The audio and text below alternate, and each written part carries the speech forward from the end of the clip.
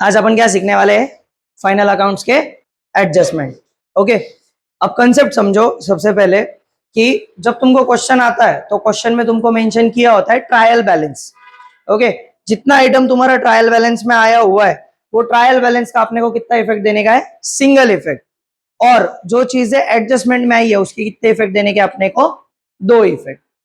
अब वो पूरा फाइनल अकाउंट्स में अपन क्या बनाने वाले? एक तो ट्रेडिंग अकाउंट बनेगा, बैलेंस शीट आएगा, बैलेंस शीट में दोनों साइड, या क्या बनेगा तुम्हारा? Partners capital account. 3 चीजें रहने वाली है। तो जो भी एडजस्टमेंट के सेकंड इफेक्ट आएंगे, फर्स्ट इफेक्ट और सेकंड इफेक्ट, ये इतने ही चीजों में आने वाले, राइट। अब अपने को बेसिक चीज तो पता है कि लाइन के ऊपर क्या रहता है, लाइन के नीचे क्या रहेगा? P and L. ओके, एक एक करके चीजें शुरू करेंगे। अब सबसे पहली चीज, अगर पेपर में तुमको कुछ आ रहा है यहाँ पे,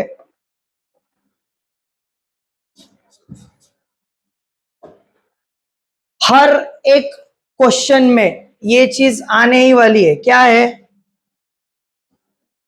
क्लोजिंग स्टॉक। अब बेसिक सा रूल समझते हैं। सबसे पहले क्लोजिंग स्टॉक में क्या करना होता है?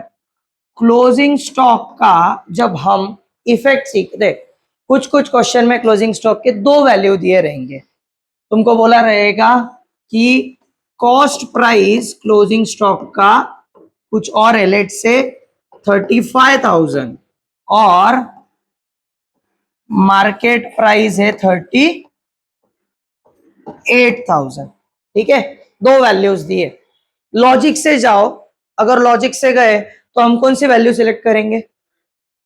35,000। क्यों 35,000 करेंगे? जितने भी लोग 11वीं में थे उनको एक बेसिक चीज तो पता है, कॉस्ट प्राइस और मार्केट प्राइस, इन दोनों में विचेवर इज लोअर, हम क्या देखते हैं? Whichever is lower. तो फॉलो करते हो क्या करना है? क्लोजिंग स्टॉक की वैल्यू कैसे लेंगे अपन? Whichever value is lower. ठीक है, तो उसका कंसिडरेशन कैसा पकड़ेंगे अपन? वो वैल्यू हम सिलेक्ट करेंगे। अब अपने को 2 इफेक्ट देने के, ठीक है, 2 इफेक्ट देने के लिए क्या बोला है यहाँ पे? First effect is balance sheet के एसेट साइड में, सेकंड इफेक्ट ट्रेडिंग अकाउंट के क्रेडिट साइड में। अब ये जो फर्स्ट सेकंड लिखा है ना, इतना मन पे लेने का नहीं, जरूरी नहीं है पहला इफेक्ट बैलेंस शीट में देना है। सबसे पहले अपन क्या करते हैं? ट्रेडिंग अकाउंट के क्रेडिट साइड में लिखेंगे, क्या लिखेंगे? बाय क्लोजिंग स्टॉक, जो कुछ वैल्यू रहेगा वो। एंड सेकेंड इफेक्ट किधर आ जाएगा? बैलेंस शीट के एसेट साइड में, स्टॉक इन ट्रेड। आया ध्यान में? सिंपल है, अवगढ़ कुछ भी नहीं है। 2 इफेक्ट देने, और हर एक इसमें आने वाला है ये, मतलब आधा मार्क अपने को पक्का रखना ही है। क्या रहने वाला है? फर्स्ट इफेक्ट किधर आएगा? ट्रेडिंग अकाउंट के क्रेडिट साइड में, by closing stock. Second effect किधर आएगा? बैलेंस शीट के एसेट साइड में। ओके, क्लियर है? एक एक करके सारा लिखोगे या इफेक्ट होने के बाद मतलब एक एडजस्टमेंट होने के बाद तुरंत उसकी चीज लिख रहे हो? क्या करना है? एक साथ सारा लिखोगे पक्का। रेफरेंस के लिए वीडियो भी पोस्ट करके रखूंगा सो दैट तुमको वो भी इजी हो जाएगा देखने के लिए, समझने के लिए। मतलब जब लिखोगे, घर पे जब आज जाओगे तो एक साइड में वीडियो प्ले करके रखना है और सेकंड साइड मतलब वीडियो देखते देखते लिखना चालू करना है। और हर एक इसमें ऐसा ट्रेडिंग बनाओ, मतलब जरूरी नहीं पूरा अकाउंट ही बनाना है, बेसिक टी शेप्स भी बना है कि ये बैलेंस शीट है और ये trading and P and L है तो भी चलता है। जैसे मैंने नोट्स भेजे हुए, नोट्स में टी शेप में करा है, जो करा है वो। ठीक है, तो पहले एडजस्टमेंट क्या है? Closing stock. अब दूसरी एडजस्टमेंट समझते हैं।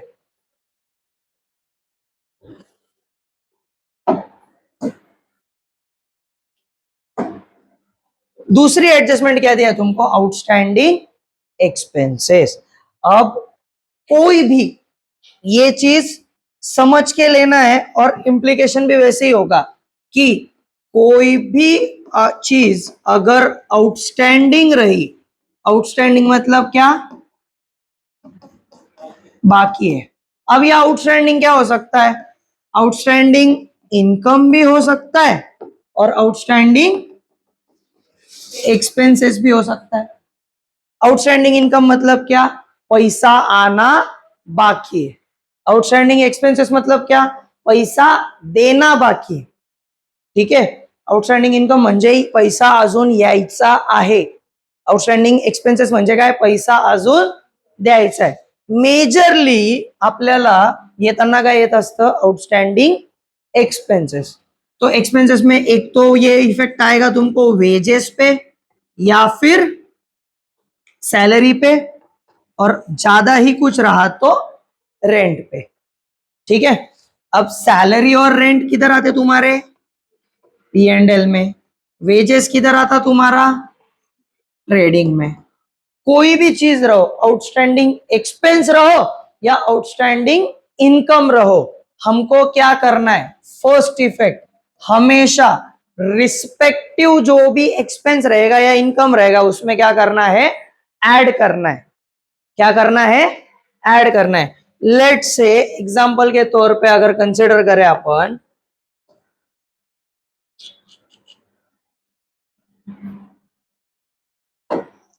कि अपने को वेजेस थे. ठीक है, वेजेस कितना दिया था?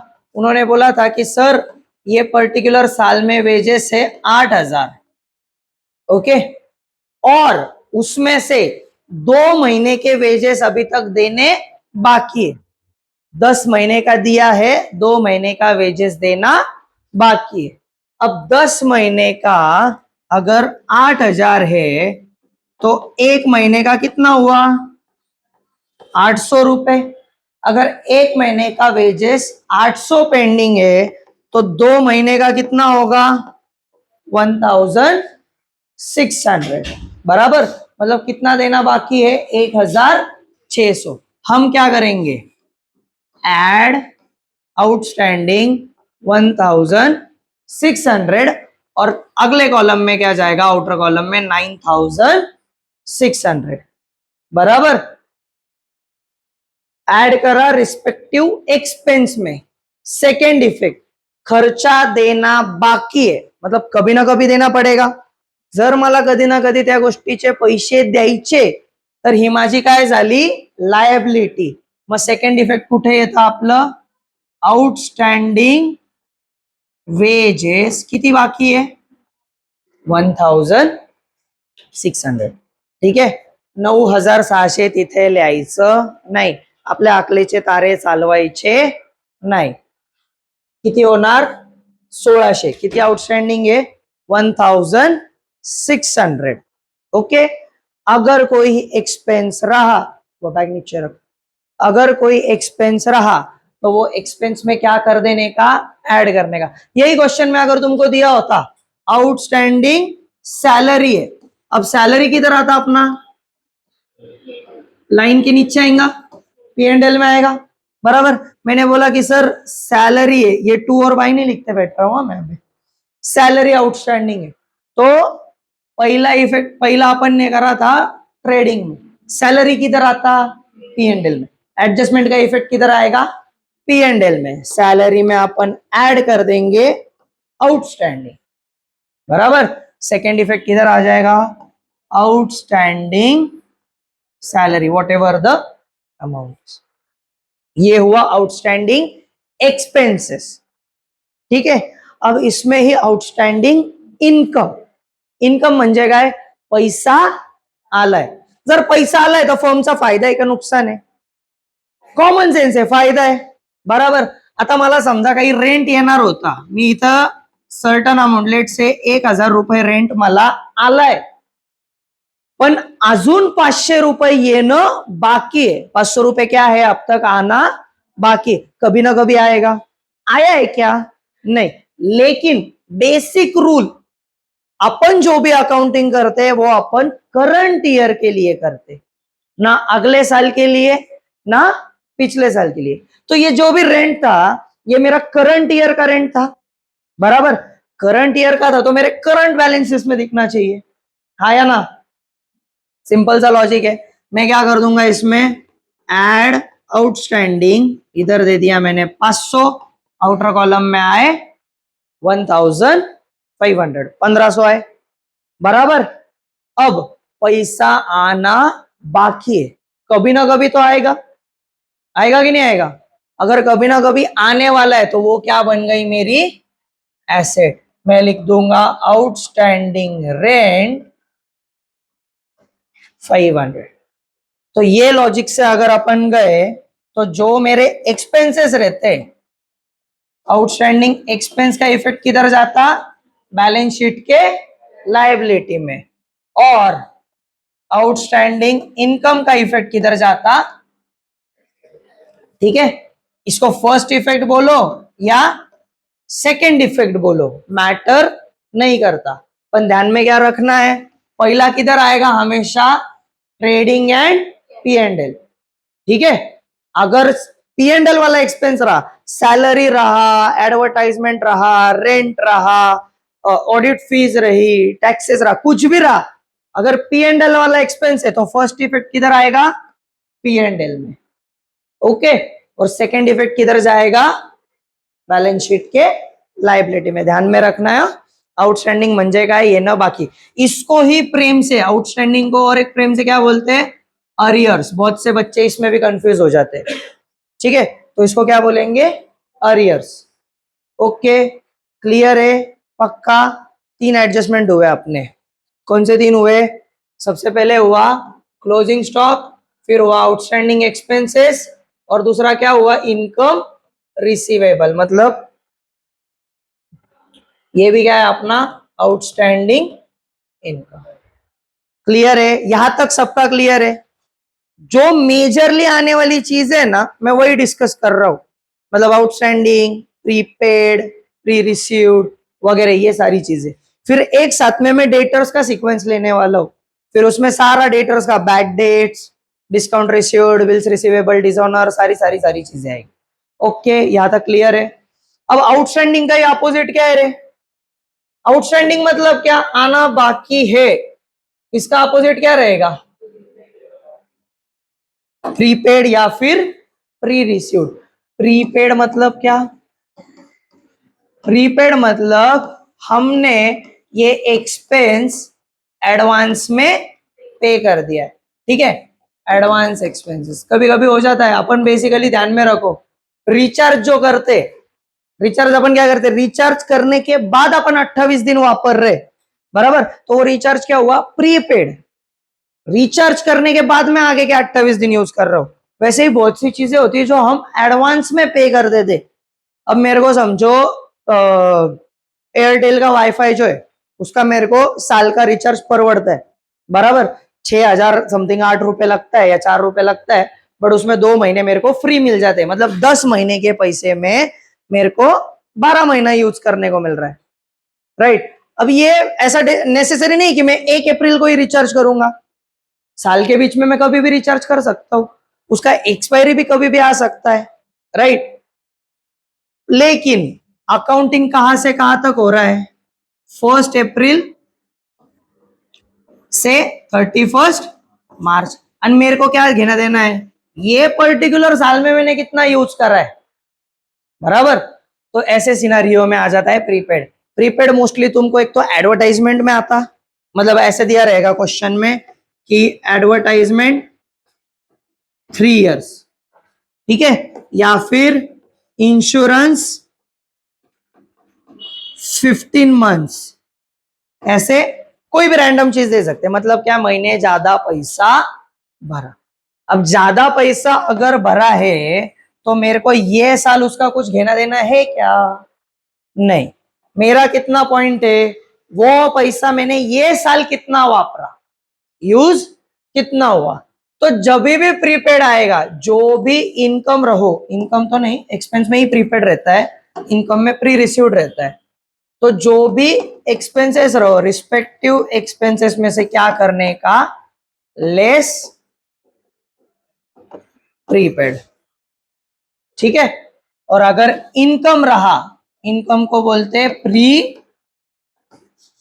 रिसीव्ड। रेंट ज्यादा आ गया, 2 साल का रेंट एक ही साथ में दे दिया, बराबर, कुछ भी चीज हो सकती है। तो जो भी इनकम रहेगा उसमें से क्या करने का? Less pre received.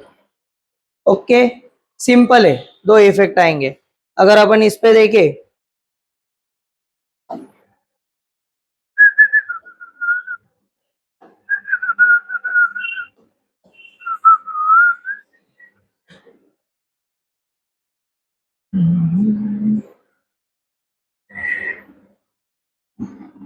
उसको ना टेम्पलेट बोल के कराना पड़ेगा।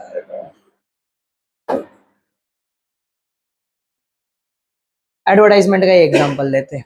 क्वेश्चन में क्या दिया है? क्वेश्चन में बोला था कि सर एडवर्टाइजमेंट हमने 3 साल के लिए भरा है 6,000। कितना भरा अपन ने? 3 साल के लिए।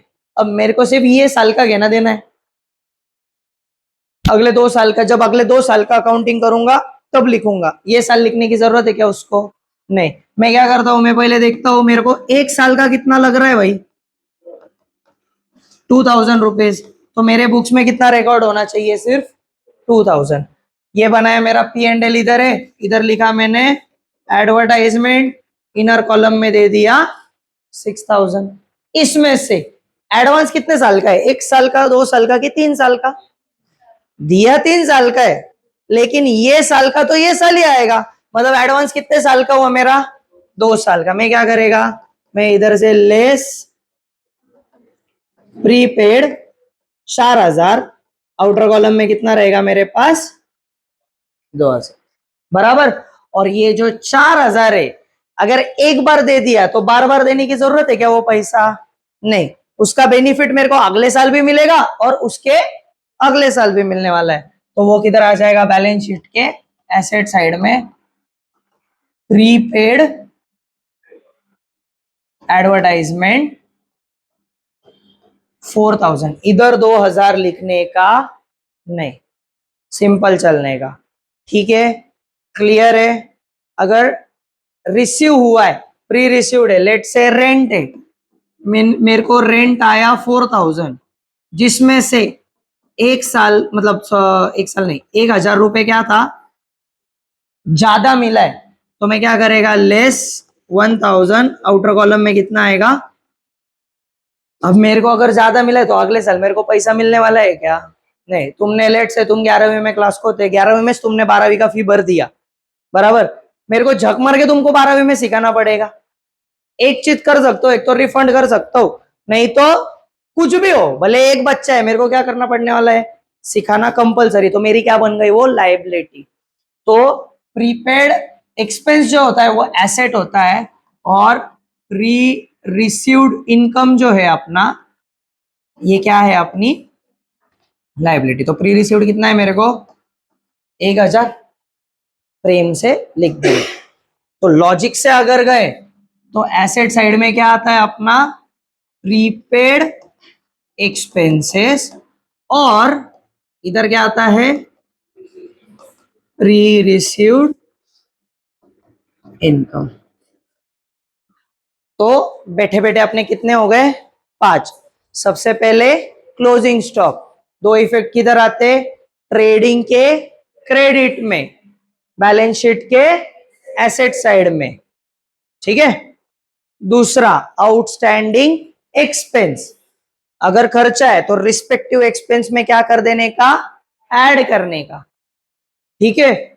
और सेकेंड इफेक्ट, बैलेंस शीट के लायबिलिटी साइड में आउटस्टैंडिंग इनकम रहा, पैसा आना बाकी है, जो भी इनकम रहेगा उसमें क्या कर देने का? ऐड करने का। सेकेंड चीज किधर दे देने का? आना बाकी है, मतलब मेरी है एसेट, बैलेंस शीट के एसेट साइड में। फिर प्री रिसीव्ड इनकम, पैसा ज्यादा मिला है, जो भी इनकम आया है P&L के क्रेडिट में ही जनरली ये आएगा, तो इनकम में से क्या कर देने का? माइनस करने का। एंड सेकेंड इफेक्ट किधर दे देने का? बैलेंस शीट के लायबिलिटी साइड में। ओके। प्रीपेड एक्सपेंस अगर रहा है, खर्चा हमने ऑलरेडी दे के रखा है, इकडं तिच्या मोबाईल मध्ये नाही, माझ्याकडे बाय, म्हणजे बोर्ड कडं, किधर था मैं? Prepaid expense. अगर खर्चा मैंने ज्यादा दे दिया है तो जो भी एक्सपेंस रहेगा उसमें से माइनस, एंड बैलेंस शीट के एसेट्स। 5 चीजें क्लियर हुई? ठीक है। लिखो, 5-5 के सेट में लिखना चालू करते हैं, मतलब वो अभी के अभी ध्यान में रहेगा। अब देखो इधर अगला जो आइटम आता है हर चीज में आने वाला है, क्या है वो? डेप्रिसिएशन। सबसे सोपा चीज है, मतलब पूरे इसमें सबसे अगर कुछ इजी रहेगा तो वो क्या रहेगा तुम्हारा? डेप्रिसिएशन। ठीक है, क्या करने का रहता? जो भी एसेट रहेगी उस पे अपने को परसेंटेज कैलकुलेट करने का है। ठीक है, उधर भी बच्चे गंदगी करके आ जाते। सोपी सी चीज है, अगर तुमको बोला है कि sir plant and machinery was valued, let say आपका प्लांट एंड मशीनरी का वैल्यू था 10 लाख और आपको बोला है कि you have to charge 15% per annum, बराबर? तो डेप्री कितना देना है मेरे को? 15% देना है। सोपी सी चीज है, मैं क्या करेगा, यहां पे मेरे को दिख रहा है मेरा बैलेंस शीट। बैलेंस शीट में एसेट साइड में मैं लिख देगा प्लांट एंड मशीनरी। वैल्यू कितना दिया है मेरे को? 10 लैक्स, बराबर? अब ये 10 लैक्स पे अगर 15% निकालना है तो 10 lakhs multiply by 15 divided by 100, amount आएगा 1,50,000। अब 1,50,000 आ रहा है, डेप्रिसिएशन है, वैल्यू कम हुआ, less depreciation eight 15%, 1,50,000। Outer column में आएगा 8,50,000, बराबर? सिंपल सी चीज है। अब अगर एसेट की वैल्यू 1,50,000 से कम हुई है तो मेरा नुकसान कितने का हुआ है? 1,50,000। कॉमन सेंस है, बराबर? तो जब मैं पी एंड एल में लिखूं तो मैंने सिर्फ 1,50,000 लिखना चाहिए। अभी कल बोलता पिछले साल कुछ महाभाग ऐसे थे जो ये 8.5 लाख उधर लिखते थे कि एसेट की वैल्यू कितनी कम हुई, तो 8,50,000। ऐसा करने का नहीं, जितने का मेरा नुकसान हुआ है, नुकसान कितने का हुआ मेरा? 1,50,000 का। मैं पी एंड एल में क्या लिखेगा? To depreciation. अब एक क्वेश्चन में 3-4 एसेट्स रहते, 2 पे रह सकता, 3 पे रह सकता। प्रेम से लिखने का प्लांट एंड मशीनरी और डेप्रिसिएशन कितना हुआ मेरा? 1,50,000। फर्स्ट इफेक्ट किधर दिया?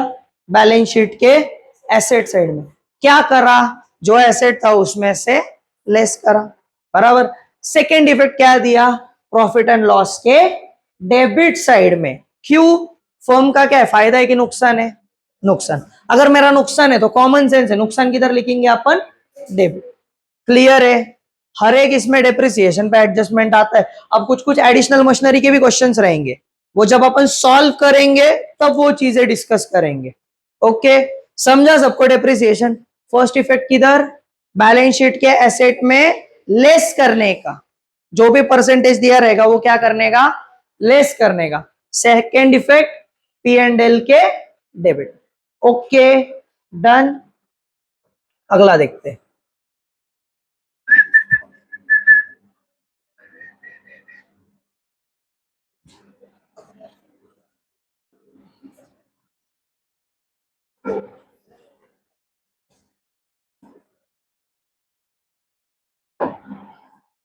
नेक्स्ट चीज क्या है अभी अपने पास? बैड डेट्स आरडीडी, ठीक है। इंटरेस्ट ऑन कैपिटल और इंटरेस्ट ऑन ड्रॉइंग हो चुका है। फिक्स कैपिटल, फ्लक्चुएटिंग कैपिटल जब बता रहा था, फिर भी कल जब मैंने क्वेश्चन पूछे माती करके आए तो वापस एक बार एक्सप्लेन कर रहा हूं। Interest on drawing, if the date of drawing is not given, कितने महीने का चार्ज करते? 6 मंथ्स का, सिर्फ 6 महीने का। ठीक है, 6 महीने का जब इंटरेस्ट ऑन ड्रॉइंग चार्ज कर रहे हैं, मेरे को बताओ इंटरेस्ट ऑन ड्रॉइंग पार्टनर का फायदा है कि नुकसान है? नुकसान है। अगर पार्टनर का नुकसान है तो किधर आना चाहिए? डेबिट में। डेबिट में मैं प्रेम से क्या लिखता? टू इंटरेस्ट ऑन ड्रॉइंग, बराबर? पार्टनर का नुकसान है मतलब फर्म का क्या है? फायदा है। तो जो ट्रेडिंग पी एंड एल बनाया है, पी एंड एल के क्रेडिट में मैं क्या लिख दूंगा? By interest on drawing, partner A, partner B.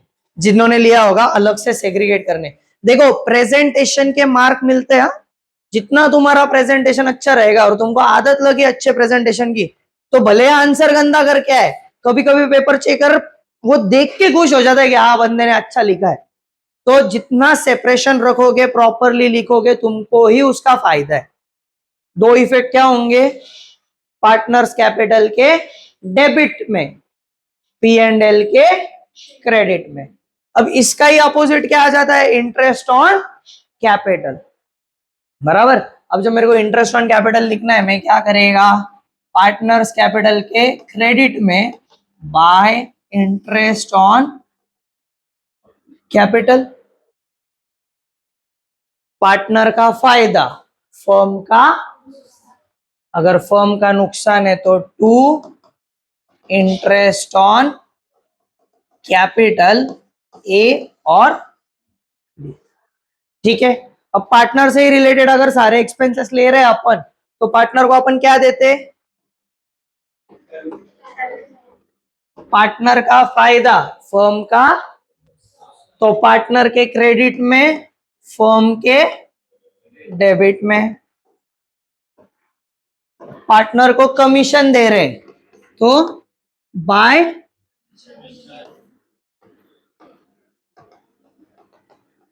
Partner का फायदा फर्म का, तो पी एंड एल के डेबिट साइड में, पार्टनर्स कैपिटल के क्रेडिट साइड में। अब एक चीज और रहती है, क्या है, ड्राइंग। ड्राइंग मतलब क्या, if a partner withdraws for personal use, खुद के पर्सनल यूज के लिए वो क्या कर रहा, पैसा निकाल रहा तो उसका कैपिटल कम हो रहा, अपन प्रेम से लिख रहे पार्टनर के डेबिट में, टू ड्राइंग, बराबर। अब ड्राइंग है ना, दो तरीके से लेके जा सकता है। कैसे लेके जा सकता, एक तो it will be in cash, पैसे के फॉर्म में लेके जा सकता, या फिर काइंड मतलब क्या, गुड्स, चेक नहीं, गुड्स। ठीक आहे, माझा जर किराणा दुकान आहे आणि मी किराणा दुकानातून काही माल घेऊन चाललोय, तर मी दुकानात पैसे देत बसणार आहे का, नाही। मी जर घरी माल नेतोय, आलेल्या भावातच माझ्या घरी चाललाय ना, हे काय झालं, पर्सनल यूज साठी झालं, काय झालं, हे ड्रॉइंग, बरोबर। म्हणून अशा वेळेस काय म्हणतो, ड्रॉइंग इन काइंड किंवा goods for personal use, goods withdrew for personal use, एक तर तसं करू शकतो। किंवा मी दुकानातनं गल्ल्यातनं पैसे घेऊन गेलो, दुकान के गल्ले से मैं क्या लेके जा रहा हूं, कैश, किस चीज के लिए लेके जा रहा हूं, पर्सनल यूज के लिए। तो ड्राइंग क्या हो सकते, दो तरीके से। अगर कुछ भी मेंशन नहीं किया है, एज्यूम क्या करने का, बराबर। एडजस्टमेंट कैसा आता, goods withdrew for personal use by A या by B, whoever was that partner. बंदा क्या करा, पैसा नहीं लेके गया, गुड्स लेके गया। तो अगर गुड्स लेके जा रहा है, पहला इफेक्ट किधर आता तुम्हारा, पार्टनर्स कैपिटल के डेबिट में, और दूसरा ट्रेडिंग अकाउंट में by goods taken for personal use. मतलब क्या हो गया वो, ड्रॉइंग, समझा। फर्स्ट इफेक्ट पार्टनर्स कैपिटल के डेबिट में, सेकेंड इफेक्ट ट्रेडिंग अकाउंट के क्रेडिट साइड। क्लियर आहे आता, पक्का। आलोक, झोप झाली बाळा, हा, माझ्यासाठी मी शिकवतोय, तरी मी सांगितलं होतं की 2 तास आपल्याला बसायचं आहे, मनाची तयारी ठेवा। नाही, एकदम मस्त झोप लागली म्हणून मी म्हंटल की डिस्टर्ब नको करायला, तुझे डोळे उघडल्यानंतर मी विचार केला, चालेल ना, घेऊ ना पुढे, नाही तुझी परवानगी असेल तर चालेल, मला असं काही हे नाहीये। तू म्हंटला नको थांबायचं तर आपण तुला क्लासमधनं बाहेर बसवू।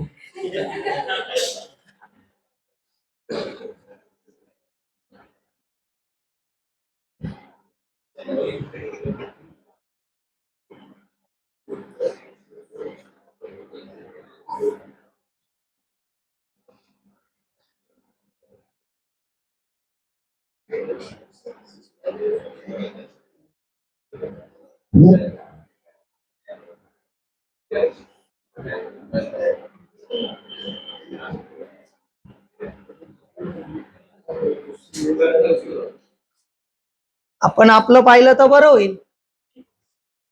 यशला कळतंय की नाहीये, त्याच्यासाठी मी आहे इथे. काय वाटतं?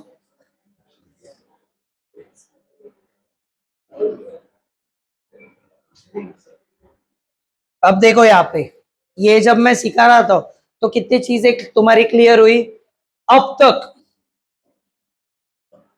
अपन ने क्लोजिंग स्टॉक देख लिया, outstanding expense, prepaid expense, pre received income, outstanding income, depreciation, interest on capital, interest on drawing और goods taken for personal use.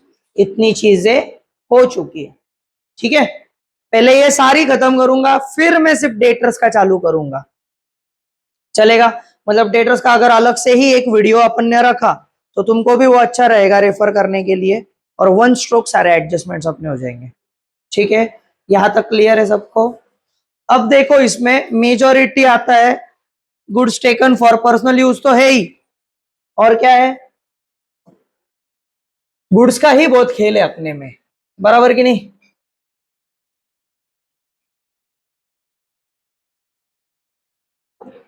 अब दूसरी चीज, ये पहले तो सारे गुड्स के खत्म कर देते. दूसरा क्या हो सकता है? दूसरा ऐसे हो सकता है कि इंश्योरेंस, पहले इंश्योरेंस का समझा देता हूं. ठीक है, अब इंश्योरेंस में ना दो तरीके के क्वेश्चन आते. इंश्योरेंस में क्या आता है सबसे पहले? Oh wow, goods destroyed by fire ₹5,000. कितना पैसा गया मेरा? 5,000. बराबर. उन्होंने बोला no claim from insurance company. अगर कुछ भी नहीं बोला है, उन्होंने बोला सर आग लगी थी, धुआं उठा था और गुड्स गए तुम्हारे कितने के? 5,000 के. इंश्योरेंस कंपनी ने मेरे को ₹1 भी नहीं दिया. अब यहाँ पे दो चीजें हुई है. सबसे पहले तो मेरा क्या चले गया? माल चले गया, बराबर. अगर मेरे गुड्स डिस्ट्रॉय हो चुके हैं तो किधर आना चाहिए रे? ट्रेडिंग के पंचट, ट्रेडिंग के क्रेडिट में by goods destroyed by fire. Sir 5,000 रुपए का नुकसान हो गया. माल जाते वक्त तुम्हारा, जिंदगी में कुछ भी हो, जितने का माल गया, नुकसान कितने का भी हो, माल कितने का गया मेरा, इधर क्या अमाउंट आएगी? हमेशा जितने का माल गया है 5,000. ठीक है. अब दूसरी चीज, इस चीज के वजह से फर्म को फायदा हो गया, बराबर. माल चले गया तो फायदा हुआ ना फर्म का, है ना? सही. मान हलतीच आहे आपली. हाँ बराबर है तेरा. सॉरी. माल कितने का गया? 5,000 का. नुकसान कितने का हुआ? फर्म का नुकसान हुआ 5,000 का. प्रेम से अपन इधर लिख देंगे टू लॉस बाय फायर. कितने का हुआ रे? 5,000. ये हुआ फर्स्ट. अब यही चीज यहां पे ही मैं क्या करता हूं, मैं सेंटेंस में थोड़ा ट्विक कराता हूं. सेंटेंस में क्या बोला अपन ने कि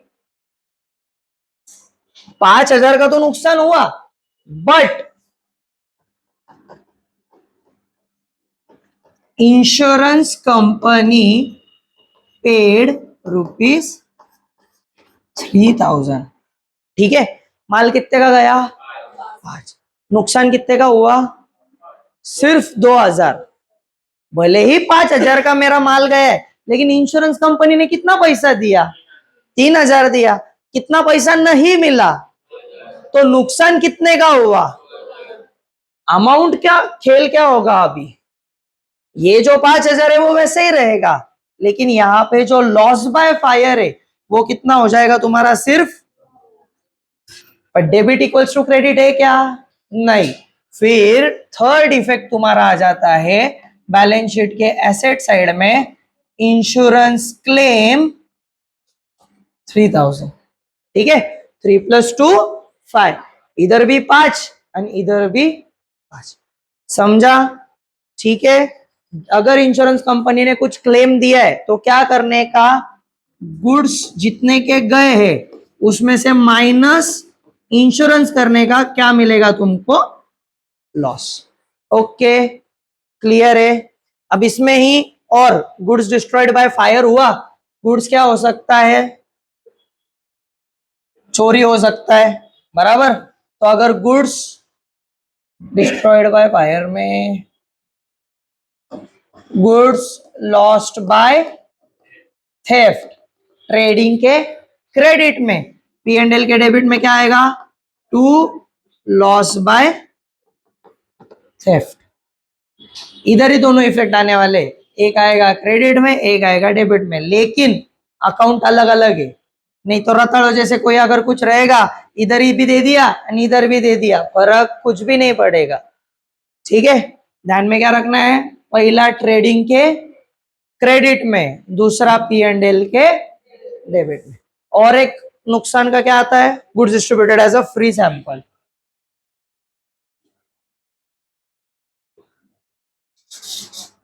अगर goods distributed as a free sample रहा तो by goods distributed as a free sample दे रहे अपन, तो उसका पर्पस क्या है रे, मेरी एडवर्टाइजमेंट हो रही, बराबर। ट्रेडिंग के क्रेडिट में, P&L के डेबिट में, टू एडवर्टाइजमेंट। कुछ कुछ टीचर्स यहाँ पे भी by goods distributed as a free sample लिखते और नीचे भी to goods distributed as a free sample लिखते, ऐसा करने का नहीं। अगर अपन फ्री सैंपल दे रहे तो ये अपना क्या काम कर रहा है, अपना एडवर्टाइजमेंट कर रहा है, तो इधर नाम देते हो कि अपन क्या देंगे, टू एडवर्ट। क्लियर है, पक्का। अब वापिस आओ इधर, अब क्या क्या हो गया, इंश्योर्ड गुड्स का भी सिखाया, अनइंश्योर्ड गुड्स का भी सिखाया, गुड्स स्टोलन भी हुआ और goods distributed as a free sample भी हुआ। क्लियर है यहां तक, पक्का। 10 मिनट दे रहा हूं, प्रो फॉर्मा ओपन करो टेक्स्ट बुक में जिसके जिसके पास है, एक बार प्रो फॉर्मा गो थ्रू करो, जितने हुए यहाँ पे सामने है, जितने हुए एक बार देखो। अगर कोई एडजस्टमेंट अटक रही है तो पहले वो क्लियर करेंगे, फिर डेटर्स का चालू करेंगे, ठीक है। चले।